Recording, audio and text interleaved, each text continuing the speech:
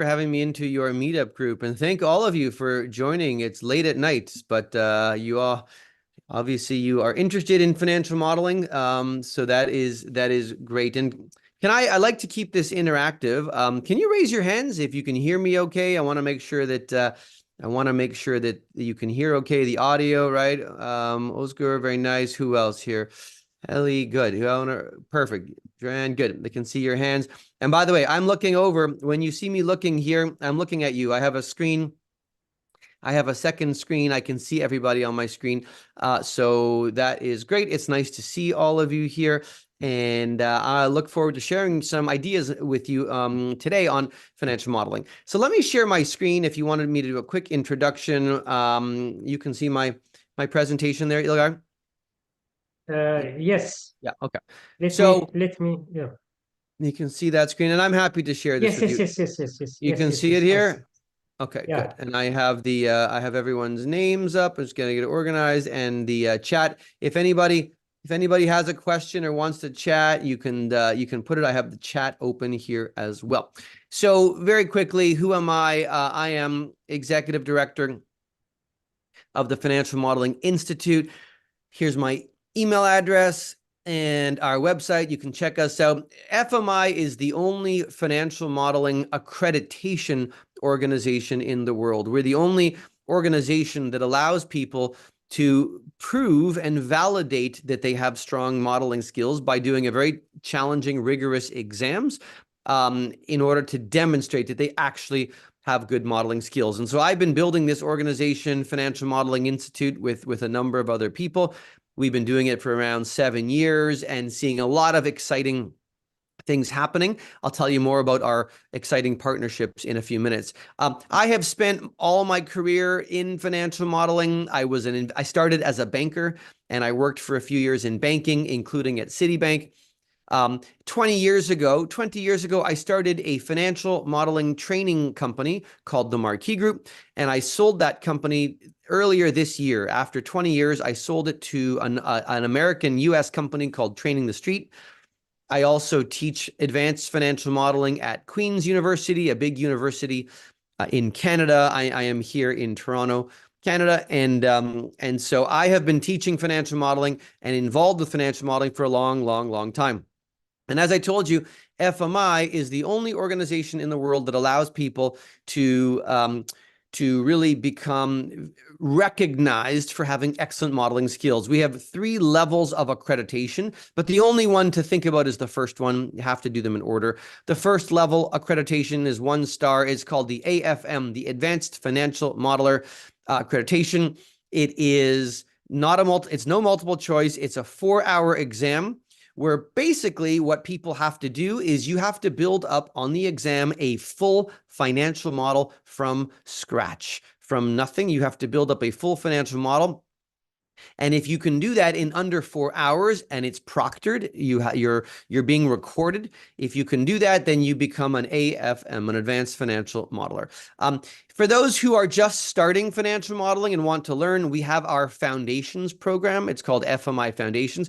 And it's the same learning materials. You go through the same learning, but it's only it's a 1-hour multiple choice exam.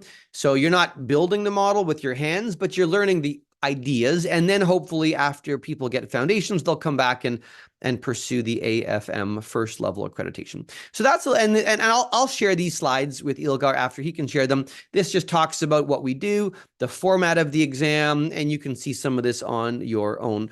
But last, I'll show you our website, and then I'll turn it back to you. If you go to our website is fminstitute.com, you can read all about our programs, what we're doing, who we're serving, and how it works. We have had people in 120 countries take our exams. The exams are virtual. You do them from your home or your office. And we're having a lot of people all over the world very interested in improving their modeling skills. So that's a little bit about me and what we're building at the Financial Modeling Institute. Okay, thank you for the introduction. And the second question that I got from registered attendees, registered people, users, the second question says that why choose financial modeling as a profession?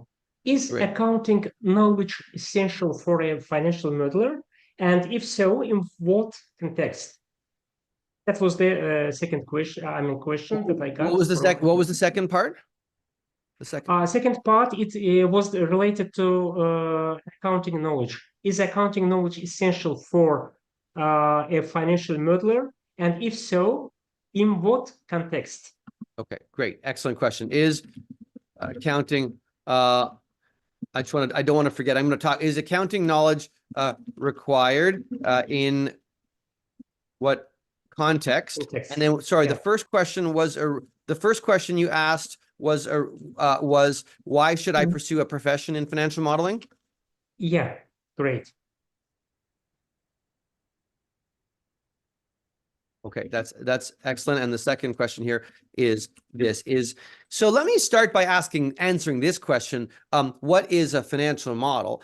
And this is so critical. These are excellent questions. I mean, what is a financial model is simply a forecast, right? It's simply a forecast of a company's financial statements. That's it. That's all we're doing. We're building a forecast of a company's financial statements. Let me show one to you let me show you a model as we go. By the way, I will send this out to you as well. This is one of the sample models we use at Financial Modeling Institute. This is a company called Henderson Manufacturing. I'm in Microsoft Excel, and I'm showing you this is a financial model. And it has a cover page. This is the cover page. It has a summary page. It has all the assumptions. It has scenarios, which I can talk about. And then the model is here. But remember a minute ago, I told you that really all we're doing is building a forecast. So here you can see is the income statement. I have historical data, and then I have a 5-year forecast of the income statement. And going down, I have the cash flow statement. This is an accounting statement. This is the accounting part, the actuals. And then I have a 5-year forecast of the cash flow statement. And then I have a same thing on the balance sheet. I have a 5-year forecast of the balance sheet. So a financial model is simply a forecast of a company's financial statements. I'm going to get to your questions. The question is why? Why do we build forecasts? Why do we do that? Why are we building financial forecasts? And you're welcome to type in the chat. If you want to participate, feel free to send your ideas. I'm happy to hear from you in the chat as well. Why do we build forecasts? I will tell you that models, meaning forecasts, are the most important decision-making tools in accounting and finance. Models are used to make all sorts of critical decisions. And I like this question. The question was, why should I pursue a profession in financial modeling? I'm going to add these notes just so you see. So I'm going to be honest. Most people do not have a job called financial modeler. That's not usually the job. There's not that many jobs where you're simply doing financial modeling, where that's what you do all day, every day.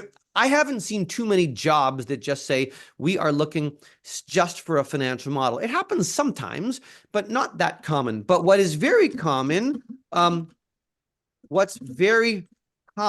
is that in hundreds of different jobs, people need to know how to build models. So you might not be in a job that says you're just doing financial modeling, but there are so many jobs where as part of your job, you have to know how to build a financial model. So for instance, why did I say that? Why do we use models?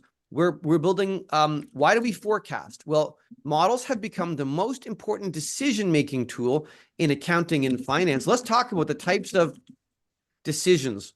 The types of decisions that people make are around investment decisions or valuation decisions. Anybody else have other ideas? You're welcome to toss them into the chat as well. I'm happy to hear your thoughts. Why else are people building forecasts? What kind of decisions are people making when they have a forecast? I told you people make decisions around investments or valuation, but people also make decisions around credit, or new debt, right? People will evaluate if a company can have new debt. People build models to do planning and budgeting. People build models to look at mergers and acquisitions, merging two companies together. They build models. People build models to do risk assessment. There are so many reasons why people build models. They build models to make all of these critical decisions around credit. Can we have new debt? I want to make a decision around a valuation or an investment. We want to do planning, budgeting. We want to look at a merger. We want to look at the risk and volatility. So the point is, yeah, good. I like that. Thank you. I love that. Thank you for commenting. Good. Love it. Let me add these. Good. Super. Let me add these. More. There's so many decisions, right? Joanne said staff. Right. I'm going to call it people decisions, right? Hiring, layoffs, right? If the future looks like it's going to be bad, right, Joanne, you might need to get rid of some people. And if the future is looking really positive, you might have, but the model helps you make those decisions. I love that comment. Is that Eli or Ellie? Says allocating resources. Of course, very good. Allocating resources within a company. We need to use the model to help us make decisions. So somebody asked a question and said, why should you pursue a profession? And my answer was, you're probably not going to be doing only financial modeling. Listen, there are some people that do modeling consulting and all they do every day is modeling. But in my experience, in many, many jobs, most jobs that you will have in accounting or finance, part of the job, you're going to have to build a forecast in that job so you can help to make many, many of these decisions. And that's why anybody working in accounting and finance really should be comfortable with models, because if you are ever involved in these kinds of decisions, you are going to need to be comfortable with modeling. And so that's why everybody in accounting and finance should be familiar with modeling. And the second question was, is accounting required? In what context? And yes, it's all about the accounting is all about understanding and forecasting the financial statements. So you're not doing auditing work, you're not doing tax work, but remember, if I show you the model, my job is to say, what did the historical balance sheet look like? And how do I forecast that into the future? What did the historical cash flow statement look like? And how do I forecast it into the future? It is very, very difficult. You need accounting knowledge. You need accounting knowledge of financial statements. And that's critical. So you will better understand financial statements, or you will learn about financial statements, but it's very, very hard. It's very hard to build models if you don't understand financial statements and how the numbers talk to each other. How does right? Like, look, just quickly before I move on. If we look here, you need to understand that an income statement, an income statement always begins with sales, the revenue, and then you work your income statement down to costs, you get to profit, EBITDA, you have interest expense. You have to understand the line items, and an income statement always finishes with net income. Look, this is the end of the income statement, net income. Well, you have to understand on a cash flow statement begins with net income, and it comes right off the bottom of the income statement. So you have to understand how all the numbers talk to each other in the financial statements to build the model. So that's the accounting knowledge that we need. So that's the first two questions, Ilgar. I hope that explains why everybody in accounting and finance needs modeling. Yeah, sorry, go ahead. Yeah, that was the great. Let me go on with the next question. It says that Financial Modeling Institute has three certification programs: Advanced Financial Modeler, Master Chartered Financial Modeler, and also Master Financial Modeler. Will you be so kind as to talk about their distinctions? Sure. So, what's the difference between them? I mean, among them. I'll write this down. our AFM, so you can see here, you have to start at the beginning. So everybody has to start with the AFM accreditation. The AFM, let me go through in order then. The AFM it's basically our level 1, and candidates need to build a 3-statement model from scratch on the exam. Basically, right? Basically like the Henderson model that I'm showing you. So the way the exam works on the AFM exam, all you get when you open up the exam, all you have is this. We give you 3 years of historical financial statements, right? You would get 3 years. I actually have a 3rd year here. Let me show you. On the exam, we would give you 3 years of income statement, 3 years of cash flow, and 3 years of balance sheet. That's what you get on the exam. And we give you a case study, and you get a document that explains. So you do not have any forecasting. I'm going to get rid of this. So on the AFM exam, the only thing we give you is, I'll just delete it, is this.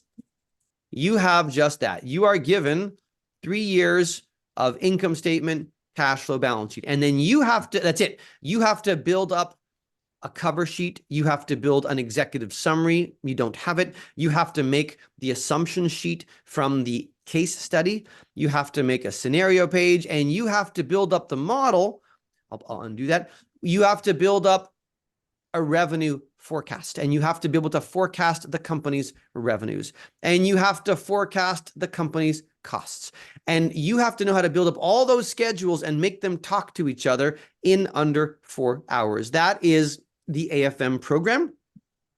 Because when anybody says, if anybody ever says to you, do you know how to build a financial model? What they mean is, can you build this? Can you build a model of a company like this? So that's the starting point. That is AFM level 1. CFM, which is our level 2, is there are 3 case studies, 3 cases on the exam. You need to choose 2. So you have 2 hours per case. It's a 4-hour exam. And the questions I'll show you an example. The questions get much more complex. So let me show you something. In fact, I will show you, if anybody joins when you join the FMI program, you get entered and access to our FMI community. We have a beautiful growing online community, and we have lots of Q&A sessions. We have speakers, we have we have announcements, but we also have the learning resources. So when you are an AFM candidate, you get access to all of the learning resources, and you are given 60 videos. There are videos here. Here's an example of one video. I made all the videos. There are 60 videos, 15 hours, and it explains to you what is happening in that part. So it walks through how to build up the front end of the model, how to build up revenues. There's 4 videos on revenues, 4 videos on costs. And the videos show you how to build up a financial model of a company. That's AFM. In the CFM, it's cumulative. You have to be an AFM to sign up, right? The only people that are allowed to register for CFM are people that already did AFM. And in the CFM, there are 12 topics, and the topics get much, much more advanced. So for example, if I look at debt, I'm going to show you an example. This is a question called, these are all of the old exam questions for debt. We had 6 historical debt questions. So as an example, this one has videos as well. It shows you, I'm going to show you the exam question. This was a case. So on CFM exam, this might be the question. You would have 2 hours just to build up very complex capital structure for a company. This company is called Black Rat. It's a special purpose company. It has a 10-year project, and it has 3 sources of debt. They have senior debt, junior debt, and there's some equity. So we give you all the information about the debt and equity, and you have to build a very complex, detailed debt schedule. The senior debt has a debt service coverage ratio you have to understand. It has debt service reserve accounts that we explained to you. There's junior debt. So you have to go much deeper and much more complex in the types of modeling problems that you have to solve. This one, there are videos as well that explain how to solve this problem. So CFM, again, you're not building a full company, but we give you a case that goes very deep on some of these topics, and then you have to know how to build them up. So that is, let me jot that down. And then finally, and then MFM, and I will say here, you first need to be an AFM to sign up. And MFM is our level 3. We launched the first group in 2023 with 6 MFMs. There are 6 MFMs in the world. 6 MFMs in the world, one of which is Andrew Grigalinovich in Latvia. We have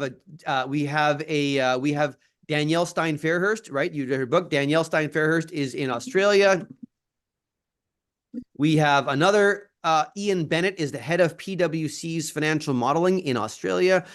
We have a very senior modeler at PwC in Japan. We have somebody in the UK. And we have somebody in Mauritius. He spent his whole life doing it. So we have 6 people. And what this is for excellent modeling skills and lifetime contribution to the field. This is an application process. MFM is an application for people who have CFM and they want to be recognized for having created a lot of value and actually helped the profession. So for instance, Danielle Stein-Fairhurst, can I show this to you quickly then? Ilgar, I want to show this to you quickly. You'll see. I'll show you here. If I go, if we take a look, I'll show you guys might like to see this. If I go into LinkedIn and I pull up Danielle Stein-Fairhurst's, where's Danielle Stein-Fairhurst? Here she is. You will see on Danielle's page, if I look at it here, she has written all sorts of books on financial modeling. She's always promoting. If you look at this, we have a scholarship that she promotes the AFM program to her groups of people in Australia. And if we look, Danielle has run her own training business in modeling. She's written books on financial modeling. And she is received the Master Financial Modeling Accreditation. If I click on it, she's one of 6 people in the world that have it. It says MFM with her name on it because she has really done a lot to benefit the profession of financial modeling. So yeah, she applied and she was granted the MFM by the FMI. Okay, so does that make sense though, Ilgar? Yeah. Thank you. Really, thank you very much for your detailed and very clear explanation.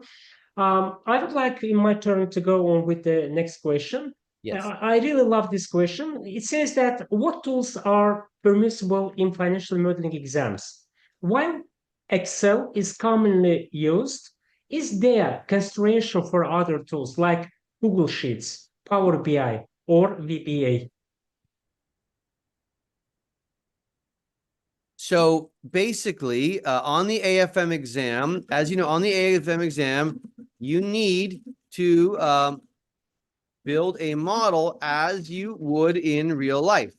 I will tell you that I think, I believe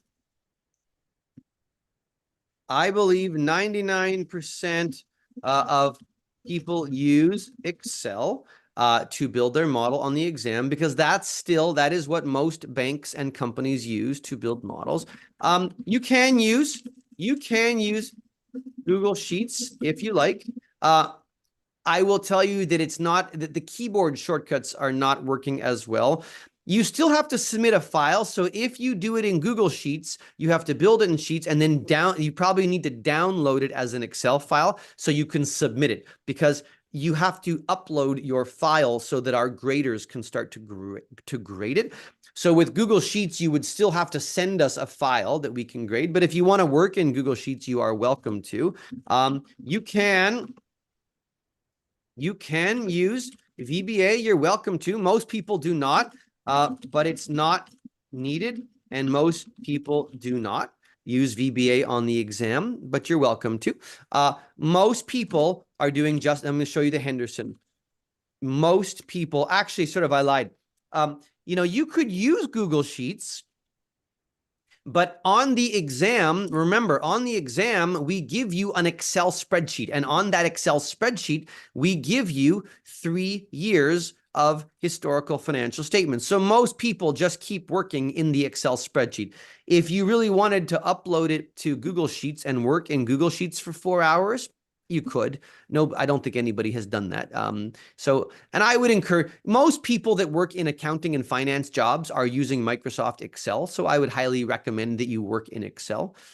Power BI is not necessary. Power BI is not necessary. It's a data visualization tool, right? Power BI is all about visualization, charts, and graphs. It's not necessary. Your job in AFM is to actually build the forecast model in a spreadsheet. You don't need to worry about Power BI. It's not. Power BI is not used to build models. It's used to build graphs and charts to help visualize pieces of the model after. So hopefully that helps, Ilgar. Actually, when I was attending Slovenian Exile Days event, it was in 2019. One of Power BI experts, so-called Matt Allington from Australia, said that Power BI is not good for financial modeling. However, a lot of people are building financial statements in Power BI. I know Sam Mackey, Tim Teung, what these people. So Excel is the most suitable tool. Yes, go on, please. Yeah, no, listen, you can put financial statements into Power BI so that you can then build the charts and graphs on top of them. That's fine. But you still have to build the model. Like you have to build all the calculation engine so that you can forecast the financial statement. And you need Excel to make the calculation engine so that you can build formulas and calculations. Of all the thousands of people that have done the exam, nobody has used Power BI. You're welcome to do it, but you do need Excel to build the forecast. Actually, I will read the 5th question, but I hope you have answered this question, but I will read. It says that upon successfully passing the exam, what advantages or benefits can one expect?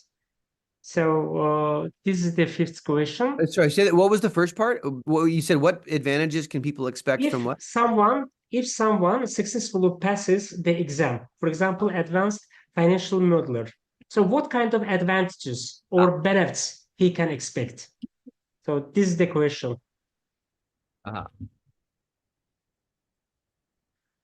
So I will tell you for yourself, internally, you will have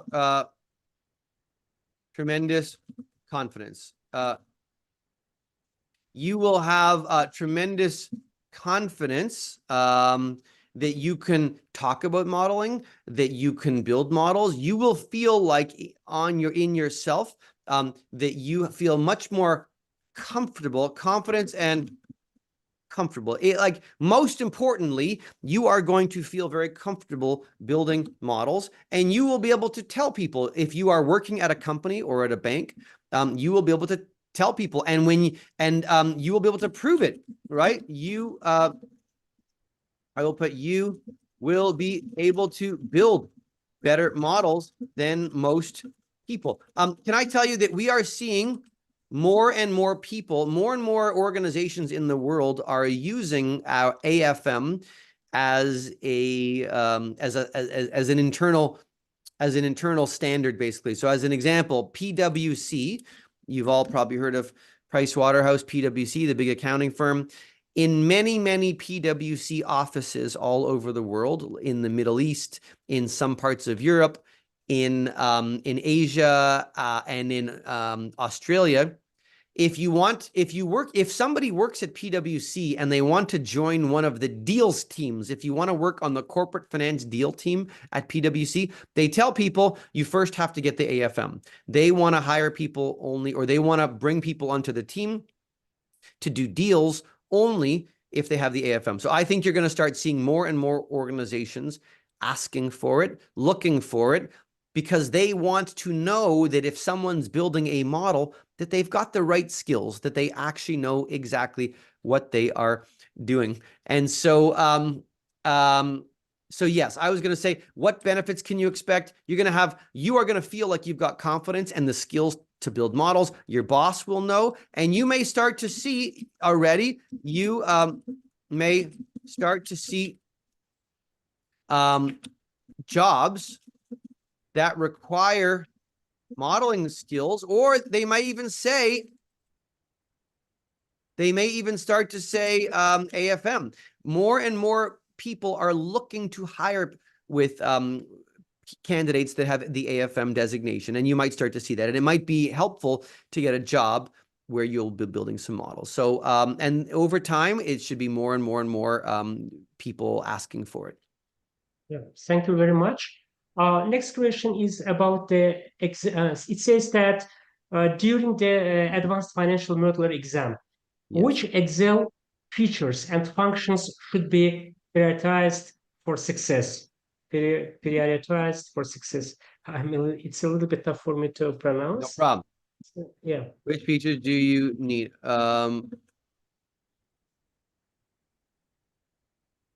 So the good news is, anyone who joins gets access to our community, and when you join the community, you get access to the learning materials. And I showed this to you already. There are 15 hours of videos and 60 videos. Each one of these is a video.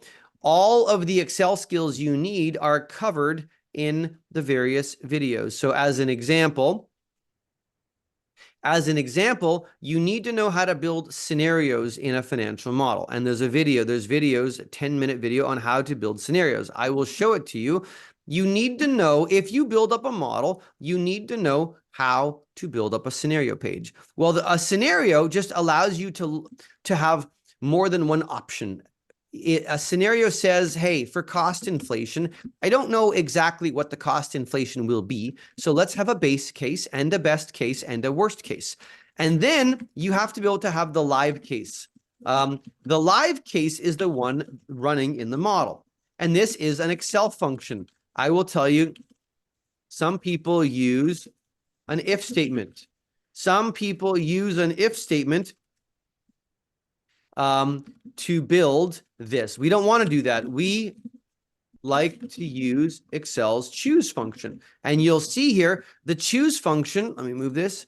So you need to understand how to use a choose function or other lookup functions. So a choose function, look how simple it is. It says, where's the switch? Give me a switch. And where are the three choices? Where's the switch? Where are the three choices right underneath? It's a very elegant, simple tool. It's a lookup function. So I will write down, which features do you need? You need to know how to use lookup functions. I'll say a few lookup functions like choose. You might want to know how to use VLOOKUP, HLOOKUP. You might want to use XLOOKUP. So knowing a few lookup functions will be very helpful. You might want to know how to use a simple if statement. You will need to know how to use min and max functions. You'll need to know how to do some formatting tools. All of it, though, is covered in the learning videos. And you'll need to know how to do a drop down combo box on the scenarios page. So you need to know how to build a combo box. Like, look, this one here I showed you. I have three cases. I have a base case, a best case, and a worst case, but I want to use a little control. And if I open up this control, I can pick the base case, or I can pick the best case, or I can pick the worst case. And you see, when I click on worst case, then the live one is showing me the worst case.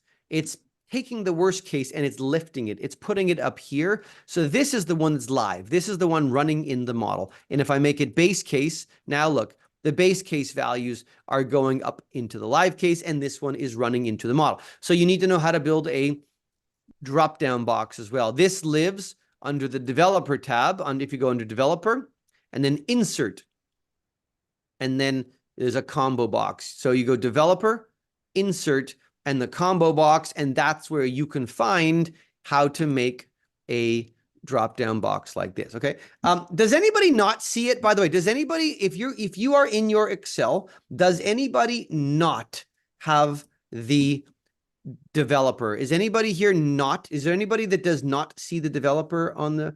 If you do not have it, I'll show you where to find it, because by default, this is off. The developer is off. Does anybody not have it? Well, let me show you. Let me just quickly show you. If you do not see the developer tab, you go here. And then I've got a question. Look, if you do not see the developer tab, you go to the file menu. And then you go options. You say file, and then you say options. And look at this. If you go file options, watch. You go to customize the ribbon. And you turn on the developer tab. It might be off. This might be off. So you must turn it on, and then you will see the developer tab. This is being recorded, so you can come back and watch it again. And when you do that, once you have the developer tab, you can go to insert, and you can click on the combo box, and that allows you to have this control, which you can use. People like it a lot. Clients like it because you can play with the model. And it looks very professional, right? Here's my switch. It's just sitting on top. I can go base case. I can say best case, and it just feels very professional. Okay. So those are some of the Excel skills. And then I will put one more comment that says, all the skills are covered in the learning tutorial videos. So if you're working, all the videos are covered. Okay, does that make sense, Ilgar? I think that. Yeah, that's great. By the way, Mark has Mark had a question. Not question, just comment. Yeah. I interviewed recently for a position within the Minnesota Department of Revenue. They required the. Oh, he's just telling us. Thank you, Mark. I appreciate that. So Mark is saying. So this comes back to question 5. What benefits can you expect? I will tell you more and more. And I love your comment, Mark, because somebody earlier said, someone said, why would I pursue a financial modeling profession? And my answer is, you probably will not.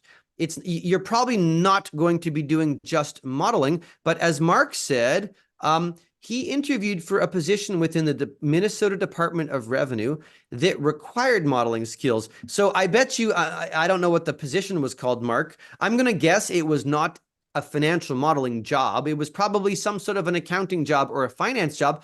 But what they said was, am I right? They said, we expect that our candidate is going to do a little bit of modeling or maybe a lot of modeling. And so we want to hire someone with strong modeling skills. And if you tell people that you have the AFM, they will know when you explain what you did, they will know that you have strong modeling skills, and you'll be. That's great. Mark's raising his hand. Did you want to say something, Mark? Did you want to jump in?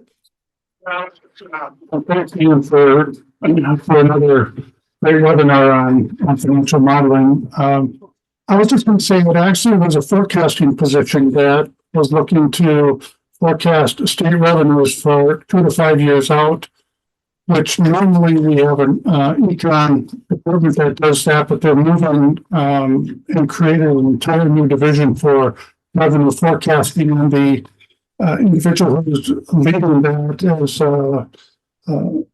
has her master's in econ from the University of Chicago. So we have some pretty strong people with the modeling skills, and if you don't have them, you don't even get to the interview. And I didn't get the job, but I at least got interviewed. So you can get interviews. I've done modeling in the jobs that I have with the state, and I've constantly followed FMI and seriously thought about sitting for this. But as someone in the sunset of my career, I mean, my MBA has taken me a long way, but I can see where in the future, if you don't have the credentials, you can have the skill set, but without the credentials, I don't think it's going to open doors for you. So I would highly recommend this, get the financial modeling skills, but then go after the credential as well. Well, thank you, Mark. I appreciate you speaking up. And first of all, it's never too late. I want you to join and do it. You can get through it, even just for your own interest. I think you'd probably enjoy it. But yeah, if everyone could hear what he was saying, it is important. And there are, some companies will put people through their own test, or they'll give you a weekend assignment, but you won't be able to do very well on it if you don't have the skills. But if you show them that you have a rigorous, recognized professional designation, then they get much more comfortable because they know that you actually had to build up a model from scratch, right? Yeah, thanks, Mark. Send me love to get you involved or show you if you want to try some of this. You're speaking the truth, so thank you for sharing that. Did you want to keep going, Ilgar, with another question? Yeah. Actually, I would like to combine the next question. One is Great. about books. What books would you recommend to read? Related to financial modeling. That's the first question. And the second one is about the frequency of the exams, your exams that conducted each year. Sorry, I missed the second part. What was it? What were you asking about the exams? How frequently are the exams conducted each year? Okay. Yeah. Okay. So yeah, go on, please. Let me start with the second one. The exams, the AFM exam, AFM exams are quarterly. Usually in January, April, July, and October. That's usually so. The AFM exam is done. Some companies will offer a private sitting, like PwC has a lot of people going through the exam, so they have their own separate date. But our public exams are quarterly. The CFM exam is annual. Is annual in October. In October is the CFM exam. As for books, oh gosh, listen, there are some good books, and you've talked. Danielle's written a book. My view is that modeling is a tangible, tactile skill, learning by doing, right? And books can be a good resource. I know that modeling, was it called Modeling for Dummies by Danielle Stein-Fairhurst. There are some modeling books. I have to admit, I haven't really read any of them carefully. I believe that people like learning modeling in live or video with a live instructor, or in a video format, because you need to practice. Practice is key. And I will tell you, practice is key. But I would say be careful because some books are called financial modeling, but they're not really. They're not. Some books are called financial modeling, but they were written by a university professor, and it's really just corporate finance, and they have a couple spreadsheets as well. It's not the type of modeling we are talking about. Danielle's book is, you can get that one. I have I have a couple older books called modeling, but really most people are going through it and practicing. By the way, Danielle Stein-Fairhurst has 2 books. First book is for dummies, for new modelers, and the second one is related to advanced users. I have both of them, and I'm What's very her happy. second one called? Second one is financial modeling for advanced user, if I'm not mistaken. Okay. I have this book. Yeah. Great. Okay, good. So the next question is very important for me, Ian. And really, I'm much more interested in your answer. If the balance does not reconcile after the examination, when you are taking, for example, advanced financial modeling exam. And assuming correct application methods, can the individual still be considered successful? So you will, how will you accept his result? But balance does not concern.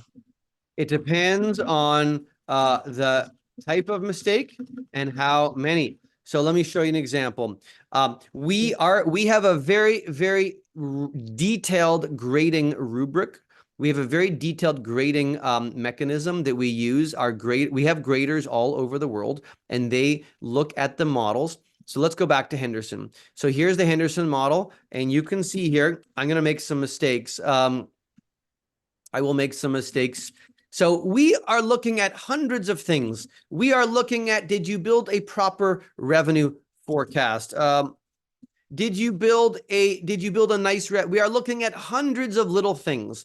So if you make one or two or three little mistakes in the model, you're still going to pass. We will know that you have excellent modeling skills, even if you make a few mistakes. So let me show you an example. Right now, cash flow statement, balance sheet. Right now, my balance sheet is balancing. Everyone see that? Okay. But sometimes we're moving quickly. Here's a very common reason somebody doesn't balance. A very common reason somebody doesn't balance is they link to the wrong cell. They link to the wrong spot. So as an example, and by the way, on my LinkedIn page, I'm in the middle of building a video series on the top reasons why people's models don't balance. If you're interested, you can take a look. As an example, watch this. Accounts receivable, you should all be familiar. Accounts receivable is part of our working capital, and we build that on a working capital schedule. Let me show you here. I'm going to go down, look at this. So here is the company's working capital schedule. These are all the working capital calculations. This is my calculation for accounts receivable right here, and you build it on the working capital schedule, and then it has to go up to the balance sheet. So the balance sheet is going to link to this one in the same column in 2024. And so, but very commonly, so can you see this? Look, my balance sheet is just linking. You see this? It's linking to, it's linking to this cell, K260, which is here. It's linking to, on the working capital schedule, I linked it to the accounts receivable right here. If I accidentally linked it to the previous year, this is a big mistake. People make this mistake all the time. So look what I'm doing. On the balance sheet, I'm linking it to the previous year. I'm linking it to the wrong year. Look, I'll link it up. Okay. So if I was building my balance sheet and I'm in column K, but accidentally by mistake, I linked it backwards to column J, the wrong year. And I'm going to copy this. Oops. J, K, J. Okay, delete the wrong one. So my accounts receivable, I've linked it to column J by accident. It should have been into the column K, and I'll copy this across. Now look, I'm going to copy it over. I've linked it to the working capital schedule, but you now know I went diagonal. I went to the wrong column. Very common error.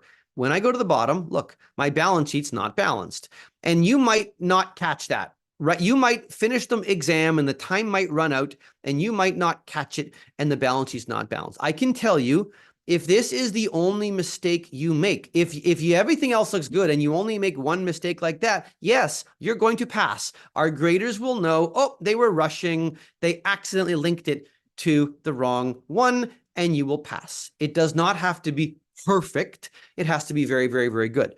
However, if you didn't balance because you made a bunch of mistakes and you did this wrong and you linked a bunch of other stuff wrong, if you make 5, 6, 7, 8 mistakes, 10 mistakes in the model, and a lot of those mistakes stop you from balancing, no, then you will not pass, and we will ask you to do it again. But if there's 1 or 2 or 3 little mistakes, sure, you pass, and we understand that that you probably ran out of time, but we still understand you have good modeling skills.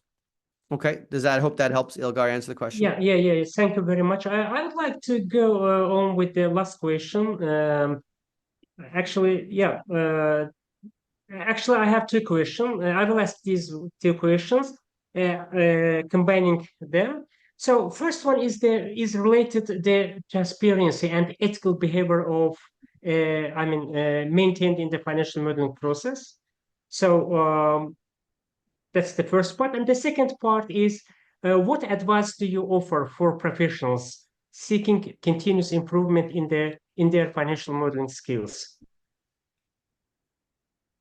I hope I read clearly. The first part, I want to clarify. The first part, when you talk about transparency, are you talking about transparency of models or of the exam? Financial modeling process. Financial model, yes. Of the transparency of building up of the modeling process. Of course, yeah. And then let me do this one as a separate one. Continuous is a good one here. I'll do this. Okay, so quickly on transparency of the modeling process.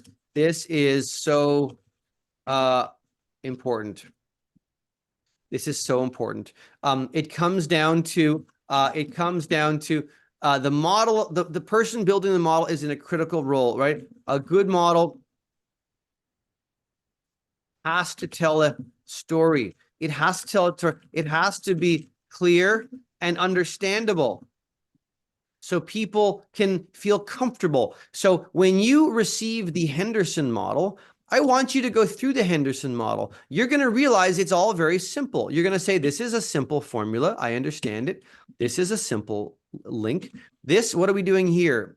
This is freight and warehousing. Look, I'm growing it. I'm taking last year and I'm multiplying. I'm grossing it up by 1 plus inflation. I understand that. Then here's my net price. My net price is gross minus. Every formula, if you read it, is clear and simple. That makes it very, very transparent. You can understand when I get to revenue, look, my gross revenue is just the price times the volume. It's clear. The formulas are clear and simple, and it's so important so people understand it, so you can tell a story. So how do you do that? You need to, planning is critical. It is so important to properly plan a model. And by the way, if you join the AFM program, we have videos on model planning. We've got a whole video on how do you plan the model, and then how do you structure, how do you design, what is the optimal design and flow? The flow and the design are so critical. So you need to, so planning is critical. Optimal design and flow is also very important, because if you plan the model and you design it well, it will end up feeling very clean. It'll be transparent, and you will be able to communicate it to your boss, to your team, and everybody will be able to understand. It's probably the most important thing, Ilgar, is for models to be transparent, because if they are, people feel comfortable, they feel confident, and they can make a really good decision.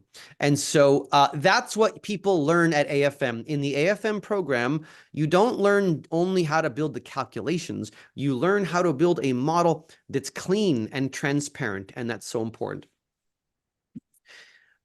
As for optimal improvement, continuous improvement, there's lots of ways. There's lots of ways you can join the CFM program. The CFM lets you practice lots of complex things, lots of new modeling concepts and ideas. You can, what else can you do? There are lots of great videos, lots of great free videos online, on YouTube, on modeling. Keep learning new skills, right? I just came back from Las Vegas, where I was at the Financial Modeling World Cup. And it was a 2-day conference. Financial Modeling World Cup was a great conference on modeling skills. You can do some conferences like that, either virtual or in person. Push the envelope. Keep practicing. I will say, keep practicing and learning, and you will continuously get better. So lots of good things you can do, but stay curious, stay hungry, keep learning, and your skills will improve a lot. There's a lot of good opportunities. But before thanking you, I kindly ask you to draw your attention to the chat box. There's a question from Mark. Great. Another one from Mark. Good. Mark has said, how complex does the financial model have to be? The Henderson model is fairly straightforward. I have seen models for wind, utilities, banking, finance as many different. Great. It's an excellent question. Let me talk about this. Model complexity. I will tell you right now, I have built some wind power models myself, Mark. I will tell you, people confuse complexity with detail. I have seen a lot of models where people say, people have said, oh, my model's very complex, but really people say their model's complex because the formulas are a disaster. When really they just had a lot of rows, a lot of detail. You can build a model with a lot of detail, many rows, but it's still very simple. Mark, if the Henderson model for simplicity has one price and it has one product. So the revenue schedule is only 30 rows long. If I was building a wind power model or a utility model, we might have multiple generating stations. We might have different size wind tower. We have different wind farms. We might have different turbines that we look at. And you might have 100 different generators. You might have 100 different sources of wind power, and you might have different prices that apply to each one.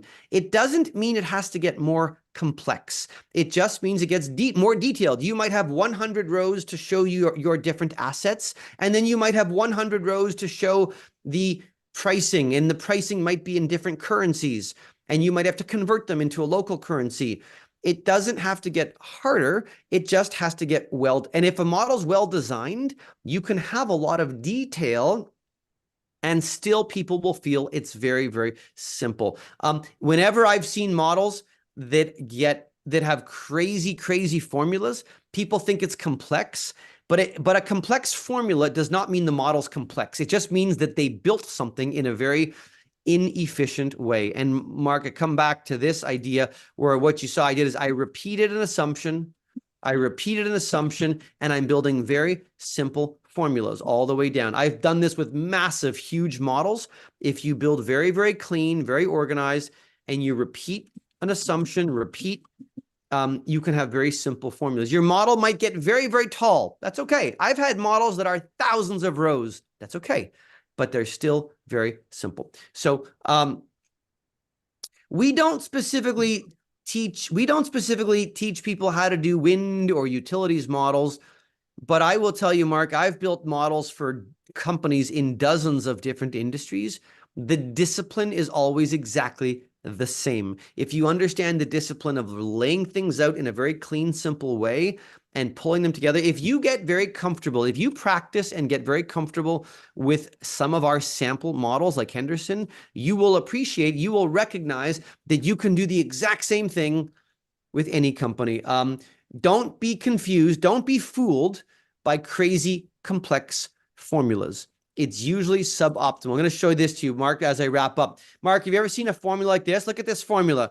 Have you ever seen this before, Ilgar? A crazy long formula that looks like this? I did this. This is a mistake. This is a disaster. You should never do this. People do this in their models all the time. This is a complex formula, but it doesn't need to be. This is a terrible design, is what I would call it. What should you have done instead?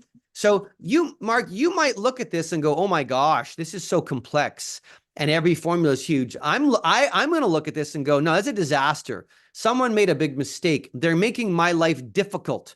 You're making my life difficult by building it this way. And I don't like that because you're making it hard for me to understand it. What will I do? If I did it instead, what I do, Mark, is I would repeat. What I would build is I would add rows and I would take the first cell and I would put it by itself. So the first one is all by itself. That's the cell summary J11, whatever that is.